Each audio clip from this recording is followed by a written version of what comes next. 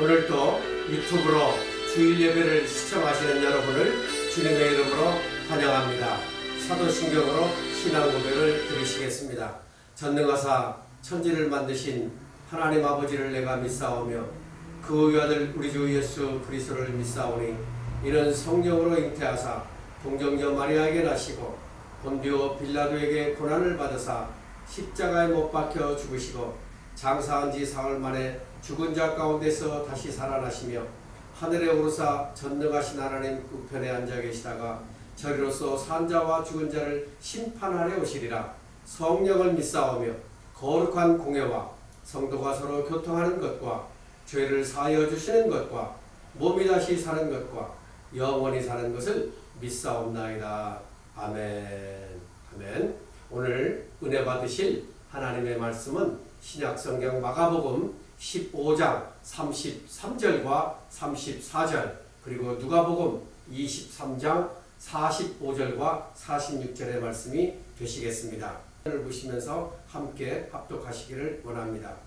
제9시가 되매 온 땅에 어두움이 임하여 제9시까지 계속하더니 제9시에 예수께서 크게 소리 지르시되 엘리 엘리 라마 사박다니 하시니 이를 번역하면 나의 하나님 나의 하나님 어찌하여 나를 버리셨나이까 하는 뜻이라. 성소의 휘장이 한가운데가 찢어지더라. 예수께서 큰 소리로 불러 이르시되 아버지 내 영혼을 아버지 손에 부탁하나이다 하고 이 말씀을 하신 후 숨지시니라. 아멘. 이 말씀을 본문으로 우리가 오늘 은혜 나누실 말씀의 제목은 영원한 십자가 사랑입니다. 오늘도 하나님의 은혜가 이곳에 충만하실 줄 믿습니다. 우리 옆에 계신 분들과 함께 인사 나누시죠. 하나님의 은혜가 충만하십니다. 하나님의 은혜가 충만하십니다. 우한폐렴 코로나 바이러스 19로 인하여 예상하지 못하게 유튜브로 여러분들과 이렇게 만나게 됨을 아쉽지만 그래도 감사를 드립니다. 지난 3월 25일 현재로 지난 주일 유튜브를 통해서 함께 해주신 분들이 276명이셨습니다. 함께 해주신 여러 성도님들께 진심으로 감사의 인사를 드립니다. 그런데 저작권 문제로 폰트와 이미지를 사용함에 있어서 문제가 야기될 수 있는 소지가 있다라고 제가 생각을 해서 지난주일 말씀을 유튜브에서 내렸습니다. 오늘 함께 나눌 말씀의 제목은 화면에서 보시는 것처럼 영원한 십자가 사랑입니다. 십자가 하면 기독교를 생각하고 교회를 생각합니다. 그만큼 십자가와 기독교는 분리시킬 수가 없는 거죠. 사실 십자가가 없었다면 기독교도 없을 테니까요. 다시 말해서 예수님께서 십자가에 죽으시고 3일 만에 부활하심을 그리고 다시 오마 약속하신 그 약속을 믿을 수 있는 기회를 갖게 된 것은 누군가가 저와 여러분에게 그리스도의 복음을 전해주었기 때문에 그 복음을 듣고 예수 그리스도가 나의 구세주라고 믿음으로 고백함으로 말미암아 오늘날 우리가 기독교인 그리고 성도라고 그리고 하나님의 자녀라고 자칭 타칭 말할 수 있게 된 것입니다. 이처럼 기독교 하면 십자가가 제일 먼저 떠오르며 연상되는 것은 그만큼 기독교 안에 십자가는 가장 중심에 있기 때문인 것입니다. 그렇지만 여러분, 십자가란 도대체 무엇입니까? 십자가란 죄수를 죽이는 데 사용하던 사형틀이었습니다. 얼마나 잔인하고 고통스러웠던지 로마의 군병들이 로마의 법정에서 로마인들에게 십자가 처형은 하지 않습니다. 다만 이방 나라 사람들에게만 십자가를 사용하여 사형을 시켰던 것입니다. 그런데 바로 그 십자가에 예수님이 달리셨습니다. 악한 마귀 사탄은 죄와 권력과 우상숭배와 만본주의로 이 세상을 휘어잡고 있으며 그렇게 해서 세상의 사람들을 지옥불의 구렁텅이로 몰아넣어가고 있는 것입니다. 그런데 예수님은 바로 그렇게 지옥불에 던져질 수밖에 없는 우리 세상의 모든 사람들을 죄의 굴레 속에서 해방시켜 주시기 위하여 하나님께서 인간의 모습을 입으시고 이 세상에 오신 것입니다. 그것을 신학적으로 인카네이션, 성육신 하신 예수님이 십자가에 죽어주셨고 그 십자가의 죽음으로 말미암아 대속의 은총을 나눌 수 있는, 그래서 믿는 자들에게 나누어 주시기 위하여 십자가에 죽으시기 위하여 세상에 오셨습니다. 오늘은 사순절 마지막 주간이라 이 십자가를 통한 하나님의 영원한 사랑과 구원의 역사에 대해서, 그리고 무한폐렴 역병이 창궐하는 이때에 성도로서 어떻게 살아가야 할까, 이런 차원에서 함께 생각해보며 은혜를 나눌 수 있기를 바랍니다. 먼저 성경의 가장 핵심이라고 말할 수 있는 요한복음 3장 16절, 하나님이 이 세상을 이처럼 사랑하사 독생자를 주셨으니 이는 그를 믿는 자마다 멸망하지 않고 영생을 얻게 하려 하심이라고 하는 이 말씀, 저는 이 말씀이 세상에서 그 어떤 말씀보다도 더 아름답고 더 위대하며 더 영광스러운 말씀이라고 저는 생각합니다. 이 말씀은 읽으면 읽을수록, 들으면 들을수록 우리로 하여금 하나님의 사랑을 더 깊이 느끼게 만듭니다. 하나님은 이 짧은 한 절의 말씀 속에서 영원한 십자가 사랑을 믿는 자들에게, 하나님의 백성들에게 확증시켜 주셨습니다. 또 다른 한 말씀이 있죠. 요한복음 14장 6절의 말씀, 내가 곧 길이요 진리요 생명이니 나로 말미암지 않고는 아버지께로 올 자가 없느니라고 하는 이 말씀, 우리 예수님을 나의 구세주라고 믿음으로 고백한 성도들에게 아버지 하나님께로 갈 수 있는 길은 오직 예수 그리스도 한 분뿐이시고 그 주님께서 십자가에 죽어주심으로 말미암아 천국 갈 수 있는 길을 활짝 열어놓으셨다라는 것입니다. 저와 여러분의 죄가 십자가의 보혈의 공로로 씻음을 받고 대속의 은혜를 통하여 용서함을 받아 거룩하신 아버지 하나님의 나라에 들어갈 수 있다라는 말씀인 것입니다. 말씀을 유튜브를 통하여 함께 하시는 성도 여러분, 지금 우리는 주일이 되면 아침 일찍 일어나 준비해서 교회당에 모여 찬양하고 기도하고 은혜의 말씀을 나누고 또 맛있는 점심 식사로 함께 교제하던 지지난 주일이 먼 옛날처럼 아주 그리워지고 있는 것은 어찌 저만의 생각일까요? 무한폐렴 역병과 억제를 위한 행정명령에 의해서 사회적 거리두기, 소셜 디스턴스라는 생소한 용어가 등장해서 사람과 사람 사이를 6피트, 2m 이상 떨어지게 만들었습니다. 각종 모임과 집회, 그리고 교회의 주일 예배까지도 교회당에서 드리지 못하도록 그야말로 락다운 되었습니다. 우리는 이 무한폐렴의 전염병이 창궐하는 이 사태를 어떻게 설명해야 할까요? 그리고 어떻게 바라보아야 될까요? 그리고 어떻게 대처해야 될까요? 성경에서 보면 사무엘하 24장에 다윗의 인구조사에서 그 해결책을 찾아볼 수 있습니다. 인구조사를 통하여 다윗이 하나님께 미련한 짓을 했다고 고백합니다. 그리고 회개합니다. 선지자 가스의 조언에 따라서 3일 동안 전염병이 창궐하게 되는데 그 3일 동안 7만 명이 죽습니다. 다윗이 아라우나의 타작마당과 번제드릴 소를 은 50세겔에 구입하여 거기서 하나님께 회개의 번제를 드림으로 전염병이 그쳤다고 성경은 말씀하시고 있습니다. 중국에서 시작된 우한폐렴, 왜 하필 중국, 그리고 이탈리아, 그리고 이란을 거쳐 유럽, 그리고 이 미국에까지 전염병이 창궐하고 있을까요? 목사로서 영적으로 이 문제를 바라보면 하나님께서 가장 싫어하는 것, 10계명의 첫째 계명과 둘째 계명이 아닐까요? 나 외에 다른 신을 내게 두지 말라. 너를 위하여 새긴 우상을 만들지도 말고 그것들에 절하지도 말고 섬기지도 말라고 말씀하셨습니다. 제가 몇 년 전에 북경을 다녀올 수 있는 기회가 있었습니다. 초행길이라 관광회사 가이드를 따라 무조건 따라가 보니까 북경 천안문에 새벽 5시에 도착해서 이제 줄을 서고 기다리고 있었습니다. 뭐를 하는가 보았더니 오성기 개양식이 있었어요. 그리고 그 개양식을 마쳐지고 사람들이 또 어디론가 이동을 하는 거예요. 그래서 그 뒤를 또 따라갔죠.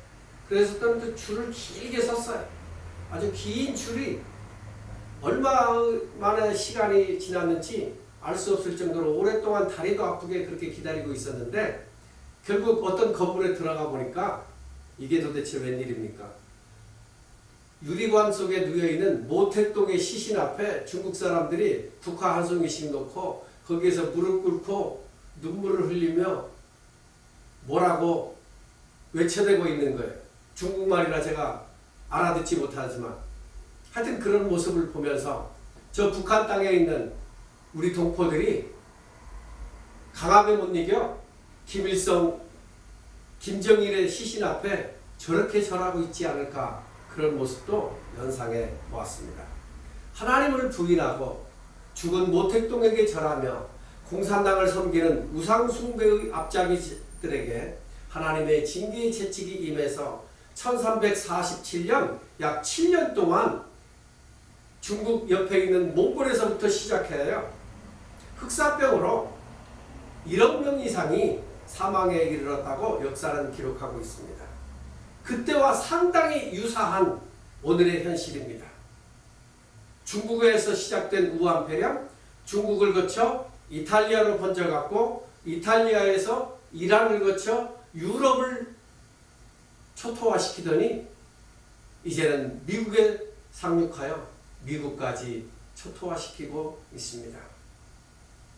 이런 전염병의 진로를 보면 중국의 공산당과 이탈리아 안에 있는 바티칸, 로만 캐토릭, 바로 이 두 적그리스도, 바로 그 적그리스도를 영적으로 우리가 생각해 봐야 되는 것입니다.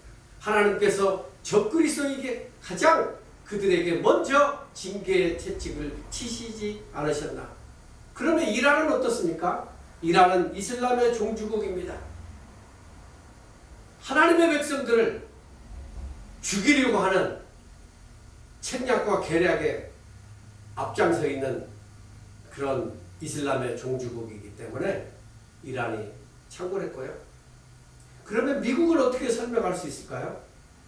지금 미국이 어쩌면 중국의 숫자보다 더 많은 확진자가 나올지 모르겠습니다. 미국을 움직이는 배후 세력이 있습니다. 여러분들은 그 배후 세력이 누군지 아시잖아요?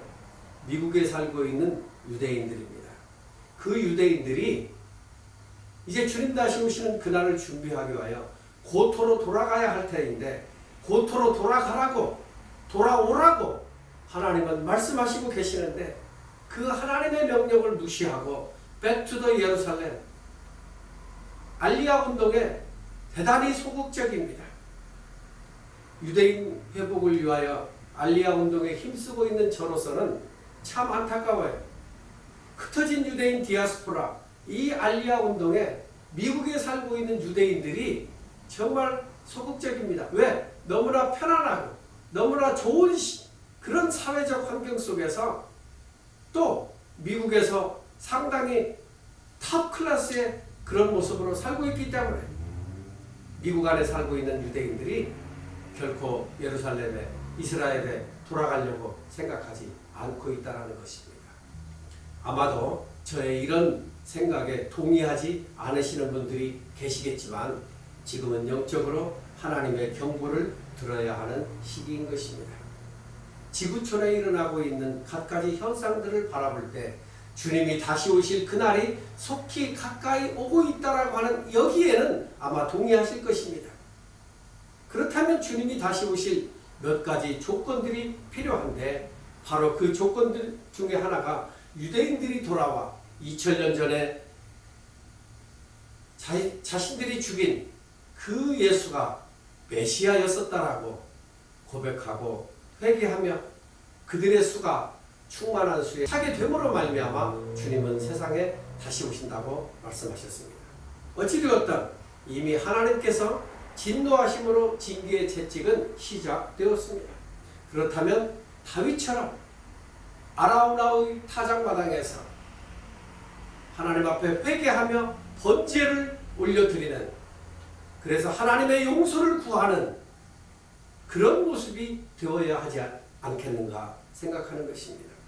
먼저 믿는 저와 여러분이 한마음 한뜻이 되어서 하나님의 말씀대로 살지 못한 죄, 그리고 우상숭배와 만몬주의에 세상에 사로잡혀 하나님을 하나님으로 인정해드리지 못한 죄들을 고백하고 회개함으로 하나님의 용서를 구해야 할 때가 아닌가 생각해 보는 것입니다.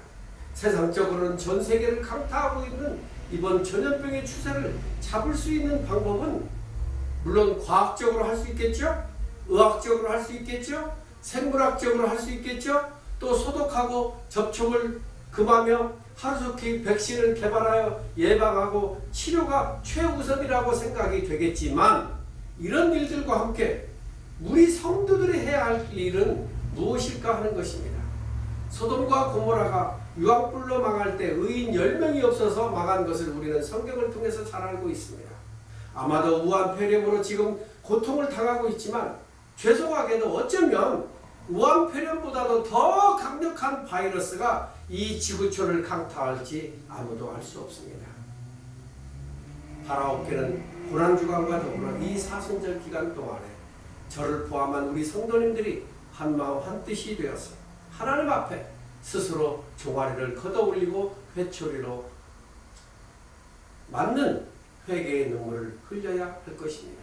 이 사진은 원로 목사님들이 퍼포먼스로 자신들의 종아리를 걷어올리고 회초리로 자신들의 종아리를 내려치는 회개의 모습을 보여주는 사진인데요. 이런 모습이 아마도 우리 가운데 저와 여러분들이 행해야 할 그런 모습이 아닐까 생각을 해서 보여드리고 있습니다. 하나님의 진노가 그쳐지도록 간구해야 할 것입니다. 그러기 위해서는 회개의 눈물을 흘려서 하나님의 눈물병에 눈물을 담아드려야 하지 않을까 생각하는 것입니다.